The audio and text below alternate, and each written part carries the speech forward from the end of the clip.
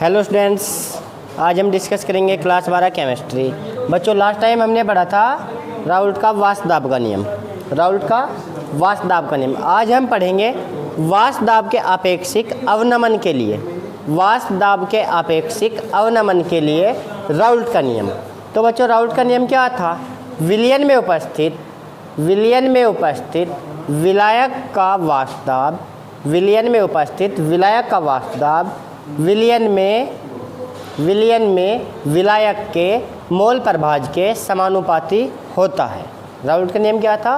विलयन में उपस्थित विलायक का वाष्प दाब विलयन में विलायक के मोल प्रभाज के समानुपाती होता है। अर्थात हमने क्या बोला कि जो विलायक का वाष्प दाब है Pa, वो समानुपाती क्या है विलायक के मोल प्रभाज के। Pa समानुपाती x है।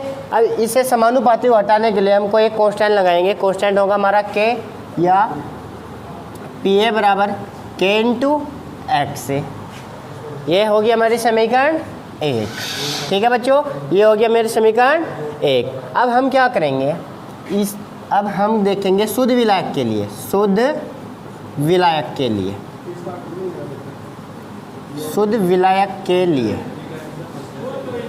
विलायक के लिए हम क्या करेंगे, जो Pa था, Pa बराबर क्या आ जाएगा P नोट A। Pa बराबर P नोट A। और जो XA था, XA बराबर कितना आएगा 1। Pa बराबर P नोट A और XA बराबर 1। जब हम Pa बराबर P नोट A रख रहे हैं, यहाँ पे देखो Pa बराबर P नोट A रख दिया मैंने। Pa बराबर यानी P नोट A बराबर K, और XA की वैल्यू कितनी थी 1, तो इसको हम छोड़ देंगे। यानी P नोट A बराबर कितना आ जाएगा 1 समीकरण 1 से। ठीक है, समीकरण 1 में जैसे हमने मान रखे तो P नोट A बराबर कितना आ गया K, यानी K का मान आ गया। अब हम लिखेंगे समीकरण 1 में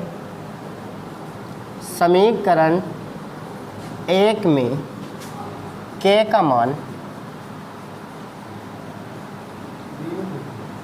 रखने पर, समीकरण 1 में जैसे हम K का मान रखेंगे तो Pa बराबर कितना आएगा, Pa बराबर K का मान कितना है P naught A into x। ठीक है, अब हम लिखेंगे, हम जानते हैं, इसको समीकरण 2 मान लो। समीकरण 2 हम जानते हैं, यहाँ पे कर रहे हैं, हम जानते हैं जो XA था, XA प्लस XB बराबर कितना होता है 1। XA प्लस XB बराबर 1। तो यहाँ से अगर मैं XA की वैल्यू निकालूँ कितनी आएगी 1 माइनस के XB, यानी XA बराबर 1 माइनस के XB। अब XA का मान हम समीकरण 2 में रख देंगे। अब हम लिखेंगे समीकरण 2 से, समीकरण 2 में XA का मान रखने पर, समीकरण 2 में XA का मान रखने पर, यानी Pa बराबर P नोट A और XA का मान कितना आया 1 माइनस के XB। XA का मान कितना आया 1 माइनस के XB। P नोट A के अंदर मल्टीप्लाई कर देंगे तो Pa बराबर P नोट A माइनस के P naught A XB। Pa बराबर P नोट A माइनस के P नोट A XB। ठीक है, अब यहाँ पे हम क्या करेंगे, माइनस वाली वैल्यू उधर ले आएंगे, यानी Pa प्लस के P नोट A XB बराबर कितना आया P नोट A। ये इधर आगे प्लस क्या हो गया ना, Pa प्लस के P नोट A XB बराबर P नोट A। ठीक है, अब मैं Pa को इधर लेके जा रहा हूँ, तो यहाँ पे देखेंगे P naught A XB, P naught A XB बराबर कितना आएगा P नोट A माइनस के Pa, P naught A minus के Pa। तो यहाँ से XB की जैसे वैल्यू निकलेगी XB equal to P naught A minus के Pa बटे P नोट A। तो बच्चों, यही हमारा राउल्ट का जो वाष्प दाब में आपेक्षिक अवनमन के लिए राउल्ट का नियम था। ये था क्या हुआ, शुद्ध विलायक का वाष्प दाब आपेक्षिक अवनमन। अवनमन का मतलब कमी, यानी शुद्ध विलायक में से विलायक में कमी आ रही है, जो विलयन का वाष्प दाब था। ये तो शुद्ध अवस्था में था और ये था हमारा विलयन का। तो किसके अपेक्षिक, वाष्प दाब के अपेक्षिक, किसके? शुद्ध विलायक के अपेक्षिक वाष्प दाब में कमी, यानी विलायक का वाष्प दाब और विलायक का वाष्प दाब और विलयन का वाष्प दाब, इनमें क्या हो रहा है? अपेक्षिक कमी आ रही है। तो इसे हम बोलते हैं राउल्ट का वाष्प दाब में अपेक्षिक अवनमन के लिए राउल्ट का नियम। आप इसको नोट करो, इसका स्क्रीनशॉट ले लो। ठीक है बच्चों, रिलेटिव लोवरिंग, इसको अंग्रेजी में बोलेंगे रिलेटिव लोवरिंग। अब देखो हमारा जो नेक्स्ट टॉपिक है वो है क्वथनांक। क्वथनांक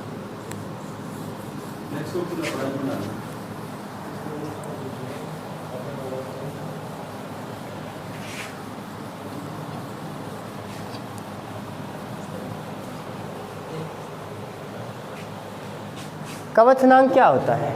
अंग्रेजी में इसको बोलते हैं बॉइलिंग पॉइंट। तो आपको इसके अंग्रेजी के नाम से पता लग रहा होगा, बॉयल यानी किस चीज़ को गर्म करना, मतलब कोई चीज़ या कोई लिक्विड जिस टेम्परेचर पे वह उबलेगा, यानी गर्म कराएंगे और गर्म करने के पश्चात वह उबलेगा, उसे हम क्या बोलते हैं? क्वथनांक। तो इसकी डेफिनेशन क्या होगी? वह तापमान जिस पर द्रव का वाष्प दाब एक वायुमंडल हो जाता है, क्वथनांक कहलाता है।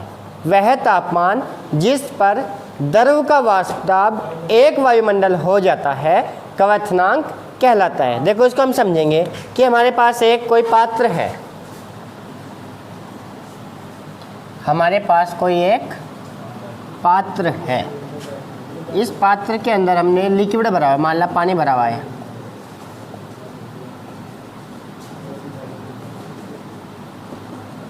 अब माना कि जो हमारा पानी है वो 100 डिग्री सेल्सियस पर उबल जाता है, तो पानी हमारा कितने डिग्री सेल्सियस पर उबलेगा? 100 डिग्री सेल्सियस पे।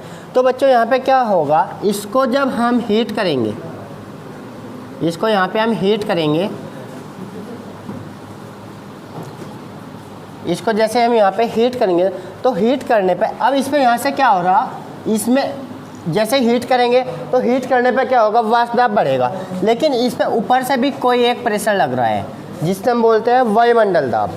अब ये क्या हुआ कि इधर से हमारा गर्म कर रहे हैं तो गर्म करने से प्रेशर पड़ रहा है और ऊपर से इस पर एक और प्रेशर पड़ रहा है जो है वायुमंडल दाब।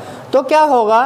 ये कब उबलेगा? जब इसका टेम्परेचर, हमारे लिक्विड का टेम्परेचर इस वायुमंडल दाब के बराबर हो जाएगा। हमारे लिक्विड का टेम्परेचर इस वायुमंडल दाब के बराबर हो जाएगा तो हमारे जो पानी है वो उबलना शुरू हो जाएगा। जब तक इसका टेम्परेचर इस वायुमंडल दाब के बराबर नहीं होगा तो ये नहीं उबलेगा। तो जैसे हम इसको हीट करते रहेंगे तो एक कंडीशन ये आएगी कि जो इसका टेम्परेचर था वो इस टेम्परेचर के समान हो जाएगा और ये उबलने लग जाएगी। ठीक है बच्चों, समझ में आया? तो क्वथनांक क्या होगा? वह तापमान जिस पर द्रव का वाष्प दाब एक वायुमंडल हो जाता है, क्वथनांक कहलाता है। कितना होगा? एक वायुमंडल, 1 एटमॉस्फेयर। ठीक है। अब यहाँ पे एक चीज़ देखो, अगर मैं इसके अंदर कोई इसके अंदर कोई नमक जैसी चीज़ डाल दूँ, कोई अवाष्पशील विलय डाल दूँ, यानी NaCl, कोई वाष्पशील चीज़ डाल दूँ, तो इसमें क्या होगा? तो जैसे ही हम इसके अंदर कोई नमक जैसी चीज़ डालेंगे तो इसका जो वाष्प दाब है, वाष्प दाब के अंदर कमी आ जाएगी, वाष्प दाब में कमी आएगी। तो वाष्प दाब में कमी आएगी तो क्वथनांक में वृद्धि हो जाएगी। वाष्प दाब में कमी आने से क्वथनांक में वृद्धि हो जाएगी। तो मतलब क्या होगा? जैसे ये यहाँ पे इसके अंदर आया तो नमक के अणुओं ने इसकी सतह पे ऐसे सतह बना ली, ऐसे सतह बना ली। तो अब क्या होगा कि पहले अगर ये 100 डिग्री सेल्सियस पे उबल रहा था तो नमक जैसी कोई चीज़ आने से वाष्प में कमी आ जाएगी, वाष्प बनने की दर कम हो जाएगी। तो जैसे ही वाष्प बनने की दर कम होगी तो क्या होगा कि पहले 100 डिग्री सेल्सियस पे उबल रहा था तो बाद में माना कि 105 डिग्री सेल्सियस पे उबलेगा। ठीक है। तो इसको हम डेल्टा टीबी से प्रदर्शित करते हैं, डेल्टा टीबी। और डेल्टा टीबी बराबर होता है TB2 माइनस के TB1 की। मान लिया कि पहले जो हमारा डेल्टा टीबी था, ठीक है, कोई बी है, कोई इसके अंदर हमने कोई अवाष्पशील विलय डाल दिया नमक जैसा कि उसके आने से वो 105 डिग्री सेल्सियस पे उबल रहा है। और जब ये शुद्ध अवस्था में कितने डिग्री सेल्सियस पे उबल रहा था? 100 पे। जो डेल्टा टीबी होगा वो कितने होगा? अब 5, यानी कितने की वृद्धि हुई? 5 की। ठीक है। तो इस तरह से हम इसको निकाल लेंगे। डेल्टा टीबी से हम इसको क्वथनांक को प्रदर्शित करते हैं। TB2 है हमारा विलयन का कवचनांक और TB1 है विलायक का कवचनांक। ठीक है, अब इसको देखते हैं, इसका नियम देखते हैं। नियम क्या है? नियम है हमारा डेल्टा TB समानुपाती m, कवचनांक विलयन की मोललता। जो कवचनांक होता है वह विलयन की मोललता के समानुपाती होता है। कवचनांक विलयन की मोललता के समानुपाती होता है। अर्थात इसमें हम क्या करेंगे, इसे समानुपाती को हटाने के लिए कांस्टेंट लगा देंगे, यानी डेल्टा TB बराबर KB m, यानी यहाँ पे b किस लिए आया कि ये हमारा कवचनांक का स्थिरांक है, के बॉइलिंग पॉइंट है, यानी ये हमारे कवचनांक कांस्टेंट है, b इसको बॉइलिंग पॉइंट प्रदर्शित करता है। तो अब यहाँ पे हमने चूंकि m बराबर हम जानते हैं, हमने पहले ही पढ़ लिया था, WB गुणा 1000 बटे MB गुणा WA, ये हमने पहले ही पढ़ा है। तो m की वैल्यू हम यहाँ पे रख देंगे, तो डेल्टा TB बराबर KB गुणा WB गुणा 1000 बटे MB गुणा WA, ये हमारा डेल्टा TB का फार्मूला आ जाएगा। ठीक है बच्चों, ये हमारा डेल्टा TB का फार्मूला आ जाएगा। इसको आप नोट करोगे, आपके न्यूमेरिकल्स में ये यूज होंगे। अब हम इसका देखते हैं ग्राफ, कि इसका ग्राफ किस प्रकार बनता है।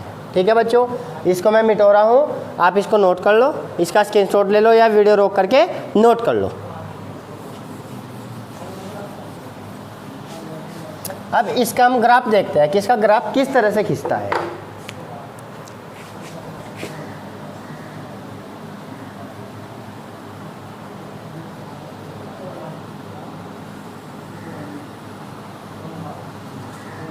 देखो बच्चों, ये मैंने कोई एक कर्व लिया एक्स एक्स और वाई एक्सिस पे। अब यहाँ पे हम क्या काम करेंगे कि हमने कोई एक पदार्थ लिया, कि मान लिया विलायक है, विलायक का जो वाष्प दाब है P1 वो इतना है कि जैसे किसी चीज़ को बढ़ाएंगे, मतलब हीट करेंगे, तो हीट करने से जब वो शुद्ध अवस्था में होगा तो उसका वाष्प दाब बढ़ेगा। तो जो हमारा P1 है, ये यहाँ पे इसका P1 है, ये P1 इसका विलायक का वाष्प दाब है। यहाँ पे हमने क्या लिया, ये A, कि ये हमारा क्या है, विलायक है, और ये एक ऐसा टेम्परेचर है जहाँ पे ये एक वायुमंडल हो जाएगा, यहाँ पे ये एक वायुमंडल होगा। तो इसमें हम क्या करेंगे, जैसे ही मैं इसको यहाँ से हीट करना शुरू करूँगा, जैसे ही मैं इसको यहाँ से हीट करना शुरू करूँगा, तो हीट करने पे क्या होगा, इसका मान लिया कि टेम्परेचर T1 है, T1 टेम्परेचर से इसको मैं हीट करना शुरू करूँगा, कि मान लिया कि मैंने इसको यहाँ से हीट करना शुरू कर दिया।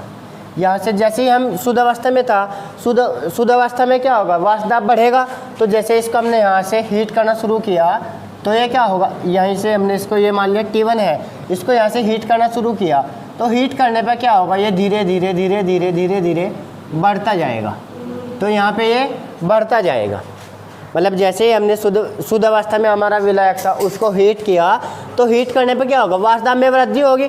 तो वाष्प दाब में वृद्धि करने से एक धीरे धीरे जैसे उसको गर्म किया, तो एक कंडीशन ऐसी आई कि इसका जो टेम्परेचर था वो एक वायुमंडल हो गया, जो इसका वाष्प दाब था वो कितना हो गया, एक वायुमंडल होगा। तो जो यहाँ पे मिलेगा इसको हम बोल देंगे TB1, ये होगा हमारा TB1। अब इसके अंदर हमने कोई नमक जैसी चीज़ डाल दी, इसके अंदर हमने कोई नमक जैसी चीज़ डाल दी, कोई B डाल दिया इसके अंदर, तो B डालने से क्या होगा, वाष्प दाब में कमी आ जाएगी। तो पहले इतना था, तो B डालने से मान लिया अब ये यहाँ पे है,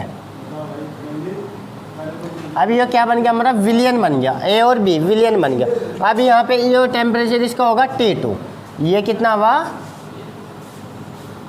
T2। अब मतलब कोई भी इसके अंदर नमक जैसी चीज़ डालेंगे तो इसका वाष्प दाब में कमी आएगी, तो वाष्प दाब में इतनी कमी है। अब हम क्या काम करेंगे, इसको भी हीट करेंगे, तो जैसे इसको हीट करेंगे तो इसका भी अब दोबारा से वाष्प दाब में वृद्धि होगी, तो अभी ये भी बढ़ने लगेगा। जैसे इसको हीट कर रहे हैं तो ये भी ऐसे ऐसे बढ़ता जाएगा, और एक कंडीशन ये आएगी कि इसका भी जो वाष्प दाब था वो एक वायुमंडल हो जाएगा, इसका भी वाष्प दाब एक वायुमंडल हो जाएगा। तो जहाँ पे एक दूसरे को काटते हैं, तो यहाँ से जो ये डिस्टेंस आई, ये आएगी हमारी B2 और इन दोनों के बीच का जो डिफरेंस होगा, इन दोनों के बीच का जो डिफरेंस होगा उसको हम बोलेंगे डेल्टा TB। ठीक है बच्चों, ये आपका ग्राफ हुआ, आप इनको नोट कर लेना। यदि आपको किसी भी प्रकार की इस ग्राफ में कोई प्रॉब्लम है तो आप अपनी प्रॉब्लम मेरे से शेयर कर सकते हैं। आपको राउट के नियम में या कवचनांक में किसी भी तरह का कोई डाउट है तो आप अपने डाउट मेरे से क्लियर कर सकते हैं। Thank you.